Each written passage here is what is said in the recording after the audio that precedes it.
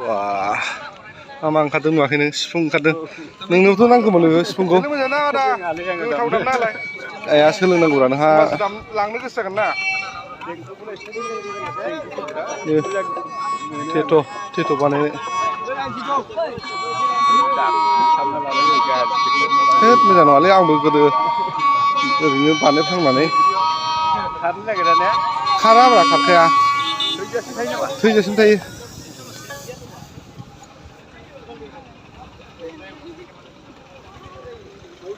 नहीं माँ बस लिबे, माँ बस लिबे।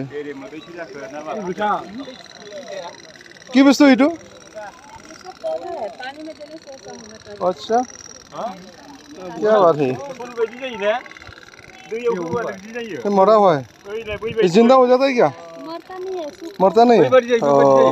क्या रेट है इसका? हाँ? 200 रुपया में दीजिए ना, ट्राई करता हूँ। ऐसा होगा? ये जैसा होगा?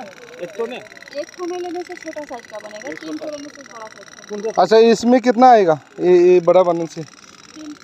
3 कितना आता है? 3 आता है? 3 बोलेगा तो आपको कितना ही है? 100 रुपया, 90 रुपया। 90 रुपया। ये मरता नहीं है, क्या नाम है इसका? हाँ? संजीवनी। अरे यार आज पहली बार देखा है।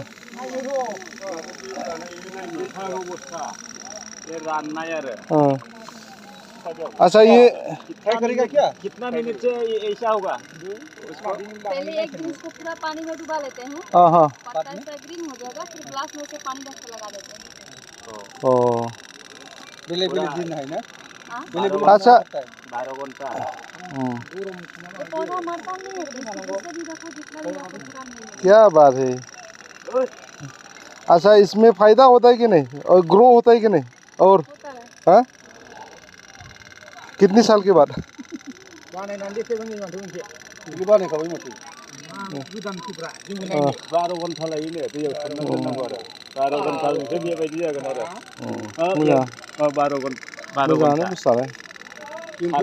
कितना लगेगा?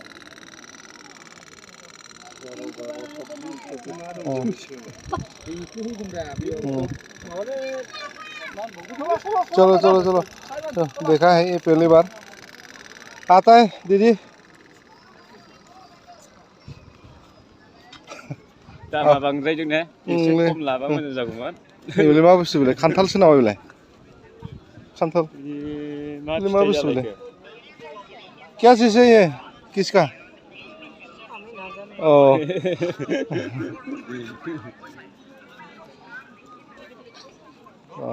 मा नांगौ नै गासिबो दंजोबो नै गासिबो दंजोबो। मा नांगौ? गाननांगौल'।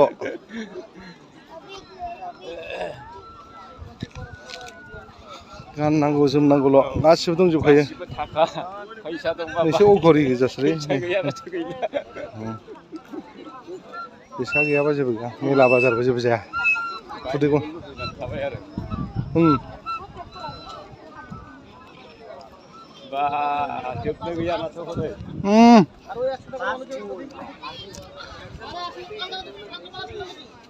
बिथिंबो नै सेरजा लानो मावनै सेरजा ओइलै औ ओइनै सेरजाया दामनो नामा? तुलाय दामलाय तुलाय।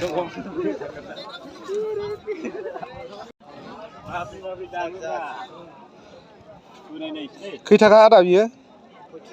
हा 3500। नि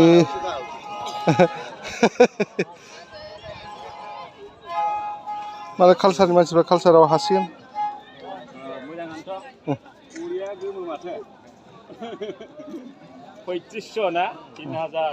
लाथारोब्ला एसे मिलायबावगोननो थाइसे थाइनैसो। फिसा नैबे फिसासिना बेनिफ्राय गाबनायाथ' एखेयानो गाबो। गोथाव दामना होथारदो दे आदा, रायजोफोरनो मोनथिहोथारनोसै आं।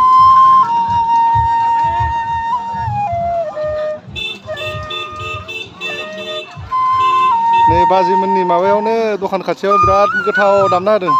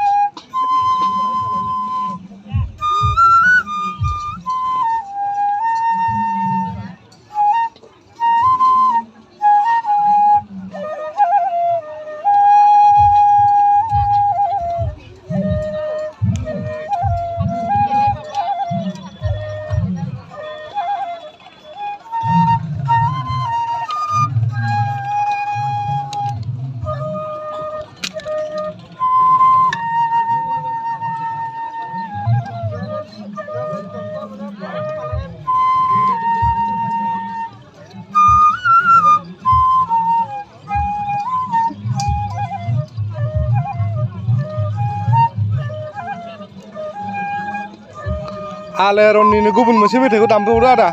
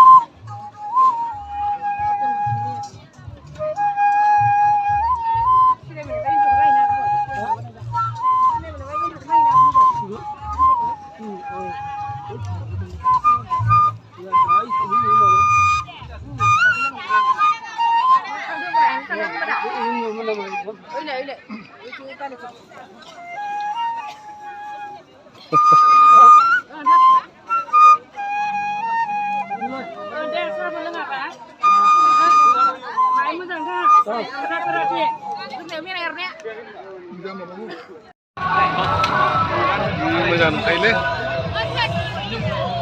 Ya.